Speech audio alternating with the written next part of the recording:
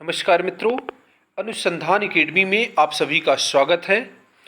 मित्रों, 8वें वेतन आयोग का इंतजार कर रहे सभी सरकारी कर्मचारियों के लिए आज का यह वीडियो बहुत ही महत्वपूर्ण होने वाला है। तो वीडियो के लास्ट तक बने रहिएगा।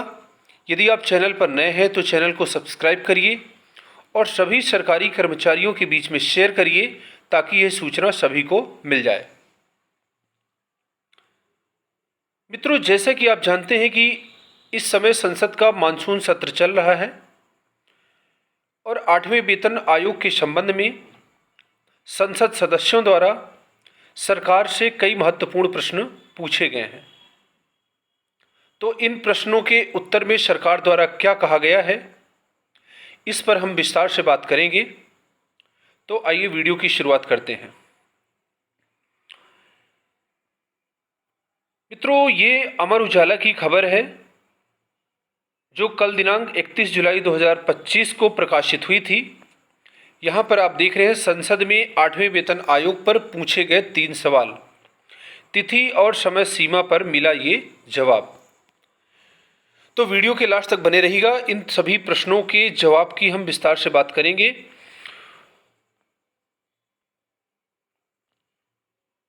आठवें वेतन आयोग के गठन को लेकर केंद्रीय कर्मचारी मुखर हो रहे हैं। केंद्रीय कर्मियों की मांगों को संसद सदस्यों का समर्थन मिल रहा है।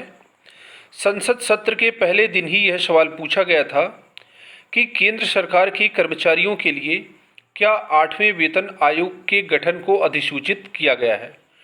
तो सबसे महत्वपूर्ण प्रश्न ये था कि 8वें वेतन आयोग के गठन को अधिसूचित किया गया है या फिर नहीं किया गया है।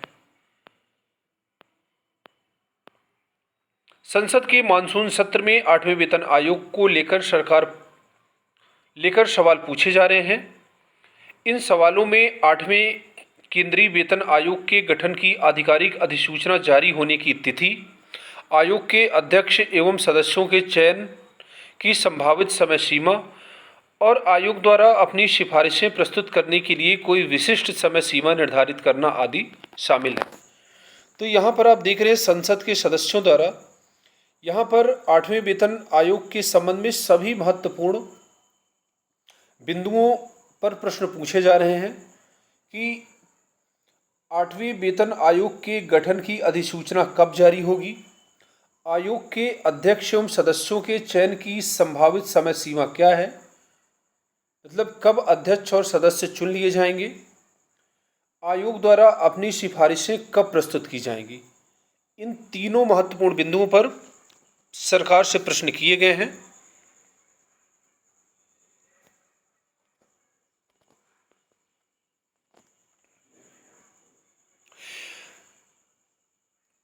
खास बात यह कि सरकार ने उक्त सवालों के जवाब में कोई भी एक तिथि निर्धारित नहीं की है, मतलब कब आधिकारिक अधिसूचना जारी होगी, कब आयोग के अध्यक्ष एवं दूसरे सदस्यों की नियुक्ति होगी, इस संबंध में कोई भी सूचना नहीं है। इतना ही नहीं, आयोग द्वारा अपनी सिफारिशें प्रस्तुत करना, इसके लिए भी कोई विशिष्ट समय सीमा निर्धारित नहीं की गई। तो यहाँ पर इस प्रकार के सरकार के जवाब रहे हैं। अध्यक्ष और सदस्यों की नियुक्ति कब होगी, इसका भी उत्तर सरकार द्वारा नहीं दिया गया। रिपोर्ट कब आयोग प्रस्तुत करेगा, इसका भी कोई जवाब नहीं दिया गया है। 8वें वेतन आयोग के गठन को लेकर केंद्रीय कर्मचारी संगठन मुखर हो रहे हैं। केंद्रीय कर्मियों की मांगों को संसद सदस्यों का समर्थन मिल रहा है। संसद सत्र के पहले ही दिन यह सवाल पूछा गया था कि केंद्र सरकार के कर्मचारियों के लिए क्या 8वें वेतन आयोग के गठन को अधिसूचित किया गया है। राज्यसभा में भुवनेश्वर कलनीता ने पूछा था, क्या सरकार को 8वें वेतन आयोग के मद्देनजर विचारार्थ विषय तैयार करने के लिए संयुक्त परामर्शदात्री तंत्र की राष्ट्रीय परिषद से कोई सुझाव प्राप्त हुआ है। यदि हाँ, तो परिषद के मुख्य सुझाव क्या हैं। 8वें वेतन आयोग के लिए जेसीएम की तरफ से सिफारिशों का एक पिटारा सरकार को सौंपा गया है।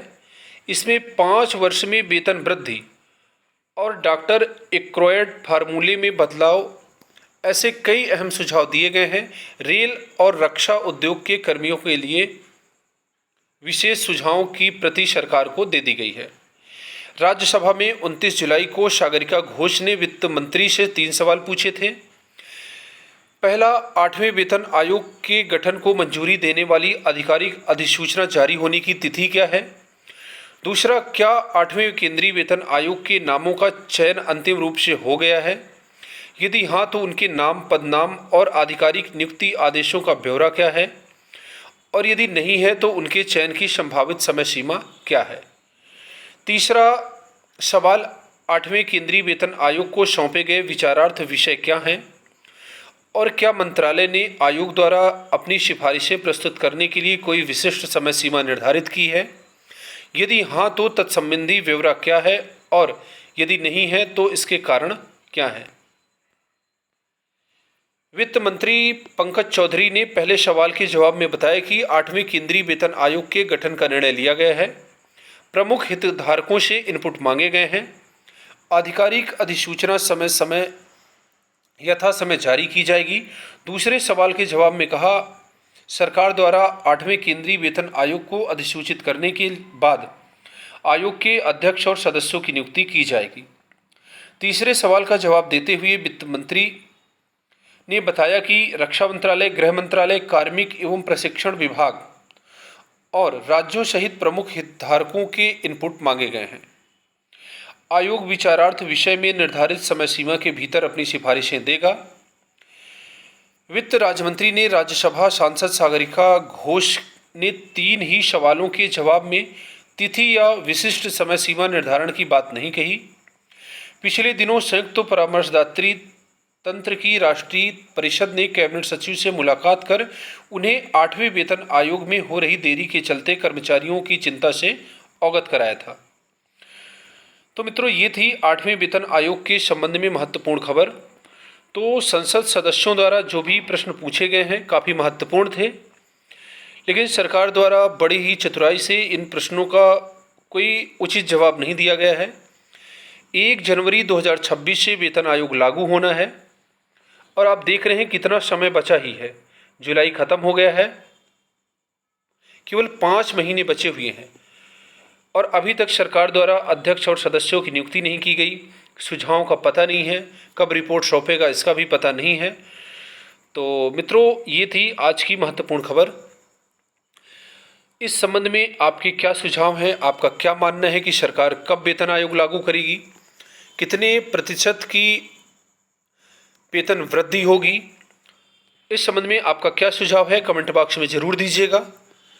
और यदि आप एक सरकारी कर्मचारी हैं तो हमारे चैनल को सब्सक्राइब करें और सभी सरकारी कर्मचारियों के बीच में शेयर करें। हमारे चैनल के माध्यम से सरकारी कर्मचारियों के लिए हर एक महत्वपूर्ण मुद्दे पर आवाज़ उठाई जाती है। तो